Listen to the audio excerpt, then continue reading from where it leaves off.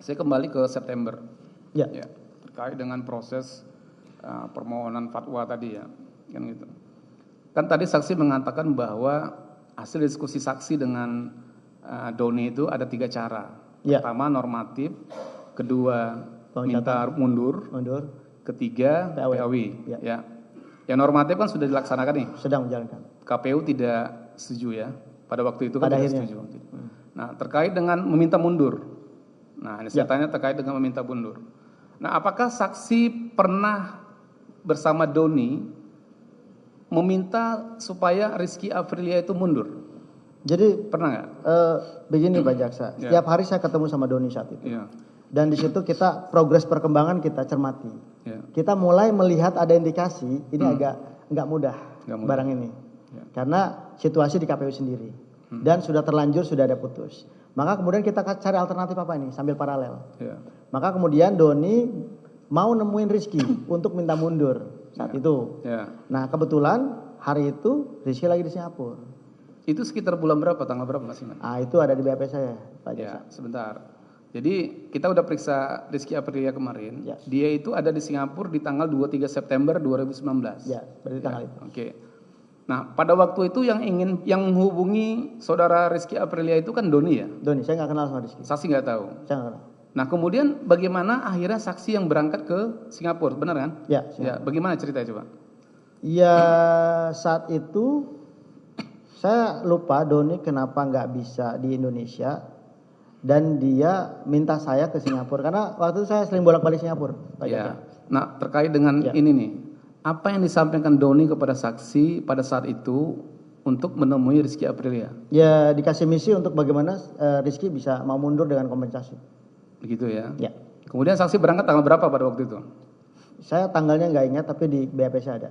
Ya, ini ada di tanggal bertemunya menurut keterangan Rizky kemarin di tanggal 25 25. September 2019. Ya.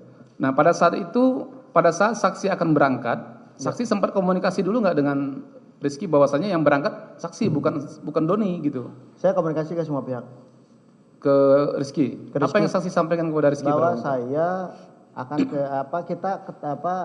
bahwa saya akan ke Singapura menemui Mbak Rizky. Itu ya. Gitu aja. Tapi sebelumnya saksi dengan Rizky belum kenal ya? Tidak. Tidak kenal.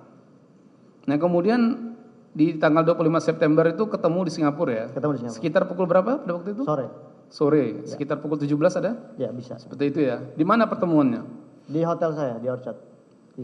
Di hotel tempat saya menginap. Shangri-La Shangri-La. Orchard, Ya. Singapura ya. Nah, proses pertemuannya bagaimana? Ya Pada saya waktu kontak bahwa saya sudah di sini. Sudah di hotel Shangri-La. Di hotel Shangri-La kemudian saya panggil. Ya.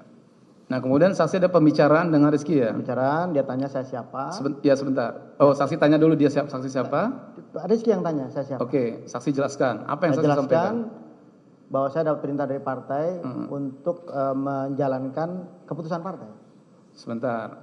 Nah, pada saat bertemu di Shangri-La, pembicaraan itu di lobi, apa saksi membawa Rizky naik ke kamar? Jadi kebetulan saya ngambil kamar yang ada lobinya, Ya, yang ada ruang tamunya. oke. Itu di lantai 10 betul? Ya mungkin. Ya, oke. Itu Rizky Aprilia yang Jadi mengatakan. saya ada ruang tamu, di situ di ruang tamu itu saya terima dia. Oke, pembicaraan di ruang tamu di Ruang hotel tamu. saksi ya? Betul. Nah, saya ingin lebih spesifik ya. Apa yang waktu itu saksi sampaikan kepada Rizky Aprilia terkait dengan misi yang saksi bawa ke Singapura atas permintaan dari Doni Tri Istiqomah pada waktu itu? Ya, saya sampaikan bahwa ini yang pertama, poin pertama adalah ada perintah partai. Ya. Yang kedua, poin kedua saya ditugasi. Hmm. Yang ketiga konfirmasi. Ya, Pak, dia nggak langsung percaya kan saya siapa, Ya. karena nggak pernah ketemu juga saya. Hmm. Ya, saya jelaskan bahwa saya diperbantukan untuk ini, untuk misi ini, untuk misi tugas ini. Terus kemudian saya konfirmasi ke Doni. Sebentar. Ya, makanya saya ingin spesifik gini. Perintah partai yang saksi sampaikan ke Rizky Aprilia itu apa? Ya itu nanti setelah ini, setelah konfirmasi ke Doni, dia yakin dan percaya bahwa saya itu memang utusan dari Doni, ya terlegitimasi oleh Doni, baru saya cerita. Oh, oke, sebentar ya. Jadi kan pada waktu itu kan saksi kan sebenarnya belum kenal sama Rizky. Belum. Ya.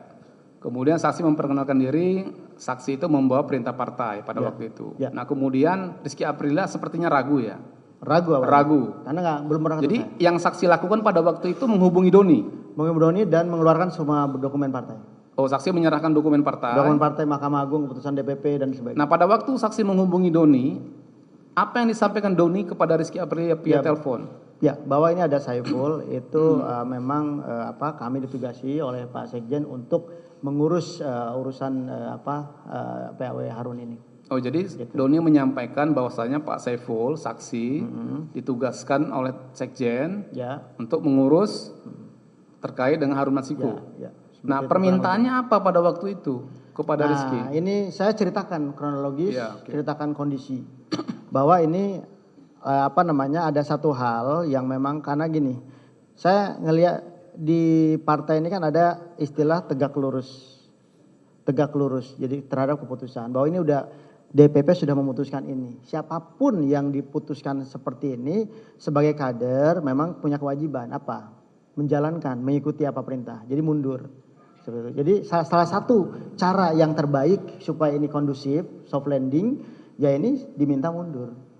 Oh, jadi saksi sudah menjelaskan panjang lebar, intinya saksi menyampaikan meminta supaya Rizky Aprilia mundur. Intinya itu, saya lobby secara baik-baik supaya dia punya kesadaran bahwa keputusan partai itu lebih tinggi daripada kepentingan dirinya.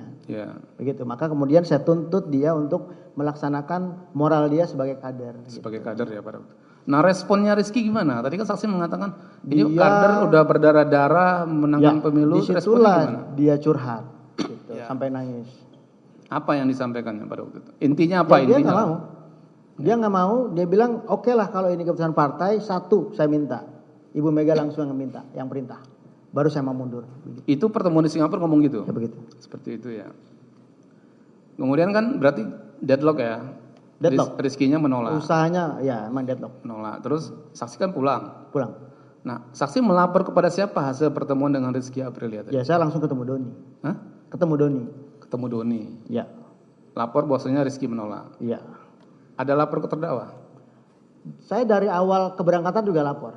Oh, dari awal sudah lapor ke terdakwa? Saya lapor, saya mau ke Singapura. Ya.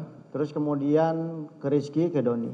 Seperti itu Harun ya? juga. Nah, pada waktu saksi melapor ke terdakwa untuk berangkat ke Singapura itu, respon terdakwa apa pada waktu itu? Saya lupa jawabannya, biasanya beliau kalau tidak jawab ya bilang oke. Oke, seperti itu ya. Tapi ada lapor ya? Saya selalu lapor setiap langkah. Oke.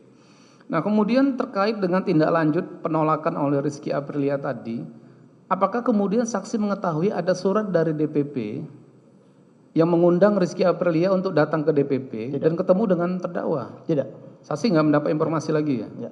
Nggak tahu ya. Oke, baik.